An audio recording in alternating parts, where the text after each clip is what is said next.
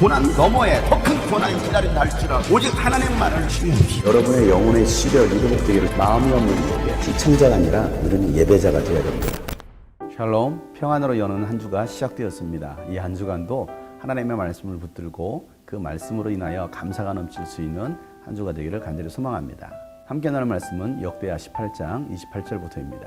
이스라엘의 아합 왕과 유다의 여호사밧 왕은 시리아와 싸우려고 길르앗의 라못으로 올라갔다. 이스라엘의 아합 왕이 여호사밧에게 말하였다. 나는 변장을 하고 싸움터로 들어갈 터이니 임금님께서는 왕복을 그대로 입고 나가십시오. 그런 다음에 이스라엘 왕은 변장을 하였고 그들은 싸움터로 들어갔다. 시리아 왕은 자기와 함께 있는 병거대 지휘관들에게 말하였다. 귀관들은 작은 자나 큰 자를 상대하여 싸우지 말고 오직 이스라엘 왕만 공격하시오. 병거대 지휘관들이 여호사밧을 보고 저자가 이스라엘 왕이다 하며 그와 싸우려고 달려들었다. 여호사밧이 기겁을 하여 소리를 쳤다. 주님께서 그를 도우셨다. 하나님께서 그들을 그에게서 떠나가게 하신 것이다. 병거대 지휘관들은 그가 이스라엘 왕이 아님을 알고 그를 추적하기를 그만두고 돌아섰다. 그런데 한 군인이 무심코 활을 당긴 것이 이스라엘 왕을 명중시켰다. 화살이 갑옷 가슴막이 이음새 사이를 뚫고 들어간 것이다.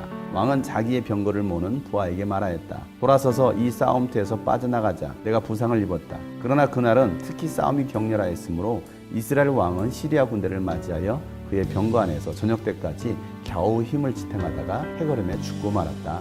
유다의 여호사밧 왕이 예루살렘에 있는 그의 궁으로 무사히 돌아왔을 때에 하나니의 아들 예후 선견자가 나가서 왕을 찾아가서 말하였다. 임금님께서는 악한 자를 돕고 주님을 싫어하는 자들의 편을 드는 것이 옳다고 생각하십니까? 임금님께서 그렇게 하셨으므로 주님의 진노가 임금님께 내릴 것입니다. 그러나 임금님께서는 선한 일도 하셨습니다. 아세라 목상을 이 땅에서 없애버리시고 마음을 오로지 하나님을 찾는 일에 쏟으신 일도 있으십니다.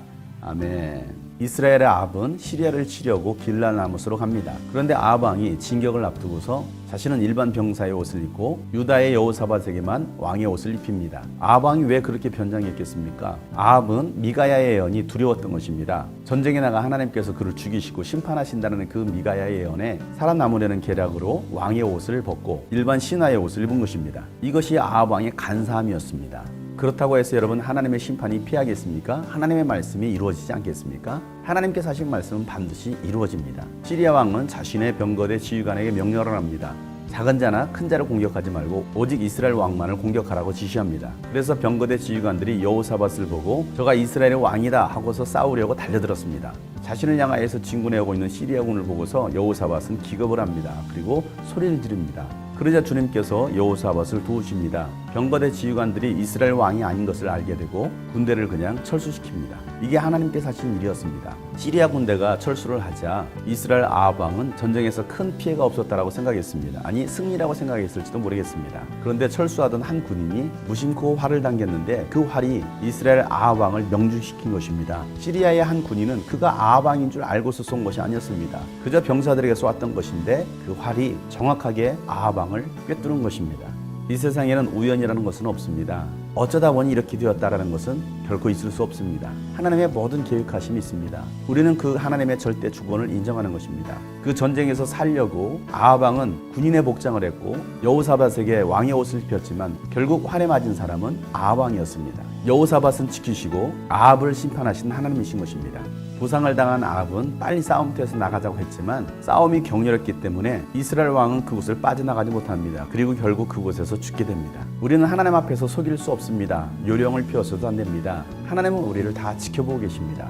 우리가 무슨 일을 하고 있으며 누구 편에 섰는지도 하나님은 다 알고 계십니다. 유다의 여호사밧 왕이 예루살렘으로 돌아오자 하나니의 아들 예후 선견자가 여호사밧 왕을 찾아옵니다. 그리고 그를 책망합니다. 임금님은 왜 악한 자를 돕고 주님이 싫어하는 편에 서셨습니까? 임금님께서 그렇게 하셨기 때문에 주님의 진노가 임금님에게 내릴 것입니다 라고 말을 합니다. 그럼에도 불구하고 하나님은 임금님의 선한 일을 기억하고 계십니다. 그것은 아세라 목상을 이 세상에서 없애버리시고 마음을 오로지 하나님을 찾는 일에 쏟은 것을 하나님은 기억하고 계십니다 라고 말을 하고 있습니다.